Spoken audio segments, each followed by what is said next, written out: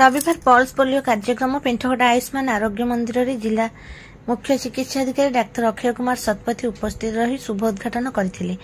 Pulse polio कार्यक्रम जिला मुख्य चिकित्सालय समस्त गोष्ठी स्वास्थ्य केन्द्र प्राथमिक स्वास्थ्य केन्द्र आयुष्मान आरोग्य मंदिर उपकेन्द्र जिला निर्दिष्ट समस्त विद्यालय तथा अंगनवाड़ी केन्द्र रे रविवार आरंभ हो 14 अक्टोबर पर्यंत चालू रहिबो। जिला स्वास्थ्य विभाग तरफ एथिपे अनेक सचेतनता कार्यक्रम हाथ को निया जायतिला। एथिनिमते 56टी ट्रांजिट पॉइंट चिन्हट करा जायतिला और 24टी मोबाइल टीम नियोजित होई कार्यक्रम को आगे नेचंती। एही कार्यक्रम प्रथम दिवस रे 766टी पोलियो बूथ रे टीकाकरण कार्यक्रम चालू रहितिला एवं परवर्ती 2 दिन रे जिल्लार समस्त गृह प्रदर्शन करा जाय टीकाकरण कार्यक्रम को त्वरान्वित करा जिवो। यह कार्यक्रम माध्यम पुरी जिले जन्म 5 वर्ष पर्यंत मोट 1,86,859 जन शिशु को पोलियो बुंदा दिया कार्यक्रम रही। एसत 3,85,685 गृह परिदर्शन कर समस्त शिशु को चिन्हट कर पोलियो बुंदा दिया।